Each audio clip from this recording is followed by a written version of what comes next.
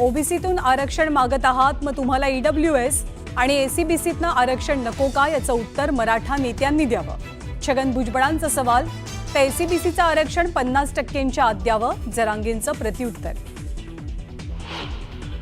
मंत्री छगन भुजबळांनी घेतली भरत कराडच्या कुटुंबियांची भेट. ओबीसी तरुणाच्या आत्महत्येनंतर कुटुंबाचं सांत्वन. धनंजय मुंडेही उपस्थित. राजकारणी भेटून जातात, मात्र कुटुंब उघड्यावर पडतं. नाव न घेता जरांगेंचा भुजबळांवरती हल्लाबोल. तर मराठा असो किंवा कुणीही आत्महत्या करू नये, जरांगेंचं आवाहन. बंजारा समाजही आरक्षणाच्या मुद्द्यावरनं आक्रमक. हैदराबाद गॅझेटियरनुसार बंजारा समाजाचा एसटी प्रवर्गात समावेश करण्याची मागणी. 34 जिल्हा परिषदांमधील अध्यक्षपदाचं आरक्षण जाहीर. महाराष्ट्र शासनाचा GR. स्थानिक स्वराज्य संस्थांच्या निवडणुकीबाबत हालचालींना वेग. नाशिकमध्ये शिवसेना, उबाठा आणि मनसेचा एकत्रित मोर्चा. सरकारच्या कारभाराचा नोंदवला निषेध. तर संपूर्ण महाराष्ट्रात संयुक्त कार्यक्रम होतील, राऊतांचं सूचक विधान. उपमुख्यमंत्री एकनाथ शिंदेंनी घेतली उपराष्ट्रपती CP राधाकृष्णन यांची भेट. राजधानी दिल्लीमध्ये उपराष्ट्रपतींशी चर्चा. नागपूरमध्ये स्कूल बस आणि व्हॅनची समोरासमोर धडक. अपघातात काही विद्यार्थी जखमी, तर व्हॅन चालकाचाही मृत्यू. आणि मुंबई विमानतळावरती मोठा अनर्थ टळला. स्पाइस जेटच्या विमानाचं चाक निघालं. विमानतळावर विमानाचं सुरक्षित लँडिंग, प्रवासीही सुखरूप.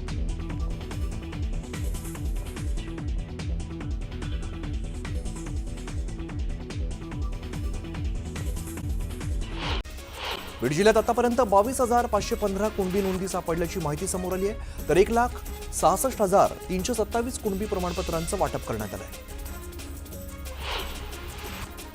लातूरमध्ये RPI नेते सचिन खरात यांनी भरत कराडच्या कुटुंबियांची भेट घेतली. यावेळेला त्यांनी कुटुंबियांचं सांत्वन केलेलं आहे. तर कुटुंबाला शासकीय नोकरी द्या आणि 10 लाखाची मदत देण्याची मागणी सुद्धा त्यांनी मुख्यमंत्र्यांकडे केली. सर्व आरोपांना कायदेशीर भाषेमध्ये उत्तर देणार असल्याचं वक्तव्य खासदार धैर्यशील मोहिते पाटलांनी केलं आहे. वाल्मिक कराडची उपमा दिल्यानंतर त्यांनी ही प्रतिक्रिया दिली. छत्रपती संभाजीनगरच्या सारोळामध्ये अंजना नदीपात्रातून नागरिकांना जीवघेणा प्रवास करावा लागतोय. वारंवार पूल बनवण्याची मागणी केल्यानंतर सुद्धा प्रशासनानं दुर्लक्ष केल्याचा आरोप करण्यात आलेला आहे. तातडीने पूल बनवण्याची मागणी केली जाते. वर्धा जिल्ह्यात सोयाबीन पिकावरती येलो मोझॅक रोगाचा प्रादुर्भाव झाला. त्यामुळे पिकांचं मोठं नुकसान झालेलं आहे. त्यामुळे शेतकरी चिंतेत सापडलाय. तातडीने नुकसान भरपाई देण्याची मागणी शेतकरी करत आहेत. जळगावच्या पाचोरा तालुक्यामध्ये हवामान बदलामुळे मोसंबीचं मोठं नुकसान झालेलं आहे. त्यामुळे मोसंबी उत्पादक शेतकरी चिंतेत सापडलाय.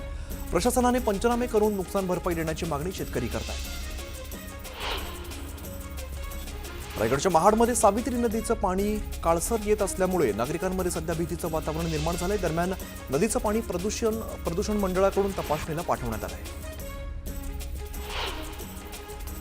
नांदेडच्या कंधार तालुक्यामध्ये जोरदार पावसाने हजेरी लावली. दमदार पावसामुळे शेती पिकाचं मोठं नुकसान झालंय. दरम्यान शेतकऱ्यांनी आंदोलनातून नुकसान भरपाई देण्याची मागणी केली. चंद्रपूर जिल्ह्यात यंदा अतिवृष्टीमुळे शेतकऱ्यांचं मोठं नुकसान झालेलं आहे. जिल्ह्यामध्ये वर्धा, वैनगंगा आणि इतर नद्यांच्या पुरामुळे शेतीचं मोठं नुकसान झालंय. दरम्यान पंचनामे करून तातडीने नुकसान भरपाई देण्याची मागणी नागरिक करत आहेत. परभणीच्या रामनगर तांडामध्ये चाकूचा धाक दाखवत 12 वर्षीय मुलीवरती अत्याचार करण्यात आलेला आहे. या प्रकरणात बंजारा समाजाने कठोर कारवाई करण्याची मागणी केली. नांदेडमध्ये उत्पादन शुल्क विभागाच्या कार्यालयामध्ये महिलांनी मोर्चा काढलाय. कला मंदिर परिसरातील दारूचं दुकान बंद करण्याची मागणी करण्यात आली आहे. मागणी पूर्ण न केल्यास तीव्र आंदोलनाचा इशाराही दिला. गोंदिया जिल्हाधिकारी कार्यालयामध्ये जिल्हा नियोजन भवनाच्या नवीन इमारतीचं उद्घाटन करण्यात आलंय. पालकमंत्री बाबासाहेब पाटील यांच्या हस्ते उद्घाटन करण्यात आलेलं आहे. यासाठी 7 कोटी रुपयांचा निधी खर्च करण्यात आला आहे.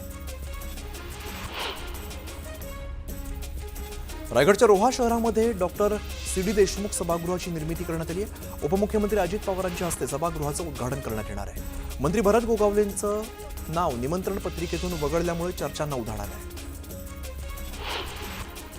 सिंधुदुर्ग जिल्ह्यातील मासेमारीला आता सुरुवात झालेली आणि येत्या 2 दिवसांपासून मोठ्या संख्येने मासे मिळत असल्यामुळे मच्छीमारांमध्ये आनंदाचं वातावरण आहे.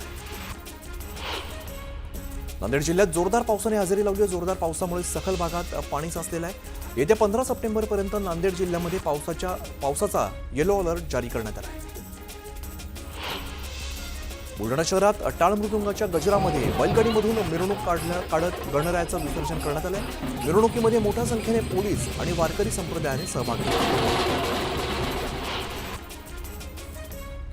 पुण्यात दहशत पसरवणाऱ्यांवरती पोलिसांनी कारवाई केलेली आहे. यावेळेला पोलिसांनी एकाला अटक केली आहे. त्याच्याकडून 2 पिस्तूल, 4 मॅगझिन आणि 2 जिवंत काडतुसं जप्त केलेली आहेत. ओंकार जाधव असं अटक केलेल्या व्यक्तीचं नाव आहे.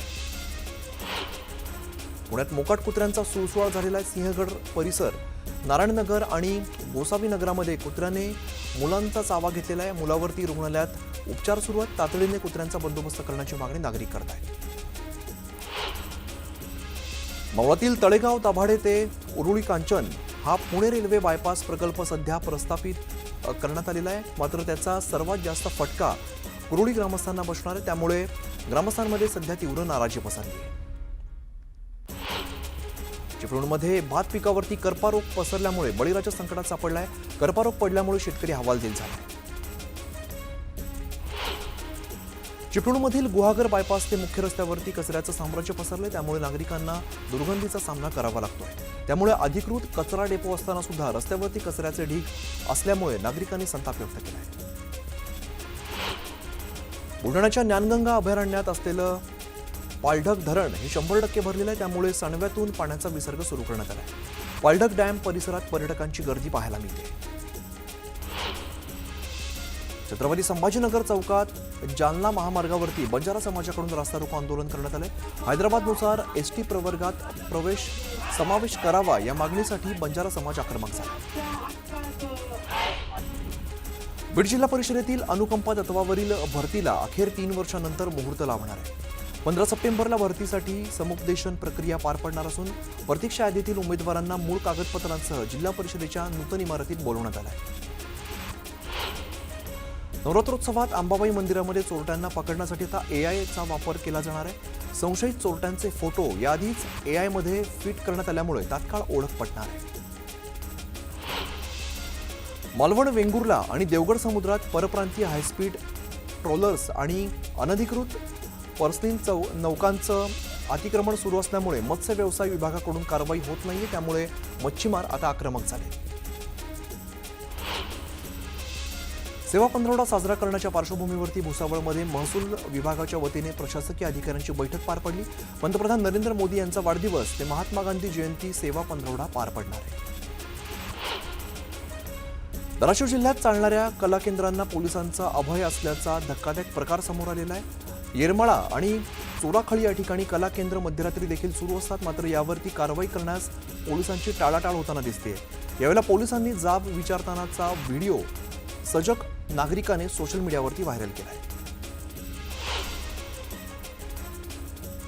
जंगल वाचवण्यासाठी भंडाऱ्यातील शहापूर या ठिकाणी नानाजी जोशी महाविद्यालयाच्या विद्यार्थ्यांनी पुढाकार घेतला. येथील विद्यार्थ्यांनी 10,000 सीड बॉल तयार करत बीच फेका जंगल वाढवा हा उपक्रम राबवलाय. ओळख लपवून साईबाबांच्या दर्शनाला शिर्डीत जाणाऱ्या गुन्हेगारांची आता काही खैर नाहीये. कारण साईबाबा संस्थानने एआय तंत्रज्ञानाचा आधार घेत नवीन पीपल काउंटिंग आणि फेस डिटेक्शन प्रणाली कार्यान्वित केलेली आहे. या प्रणालीमुळे साई मंदिरात विविध प्रवेशद्वारांनी प्रवेश करणाऱ्या आणि बाहेर पडणाऱ्या भाविकांची तंतोतंत आकडेवारी संस्थानला कळणार आहे.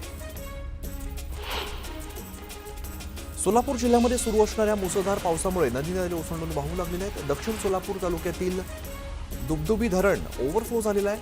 शिवरळ, जैनपूर या भागातील शेतामध्ये पाणी शिरल्यामुळे पिकं पाण्याखाली गेली. पिंपरी चिंचवड महापालिकेने वाकड, ताथवडे या परिसरामध्ये मोठी अतिक्रमण हटाव मोहीम राबवलेली आहे. विकास आराखड्यामध्ये 18 मीटर पाणी साठल्यामुळे आरक्षित असलेल्या जागेवरील 43 झोपड्या हटवण्यात आल्या.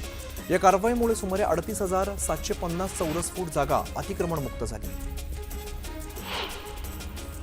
सोलापूरच्या माढा तालुक्यातील कुर्डू गावातील मुरुम उत्खनन अवैध आहे असा अहवाल माढा तहसीलदारांनी जिल्हाधिकाऱ्यांना दिला आहे. अवैध मुरुम उत्खनन प्रकरणी कुर्डू गावावरती ठपका ठेवत मुदत संपल्यानंतर अवैध पद्धतीनं उत्खनन झाल्याचा अहवालात सांगण्यात आला आहे.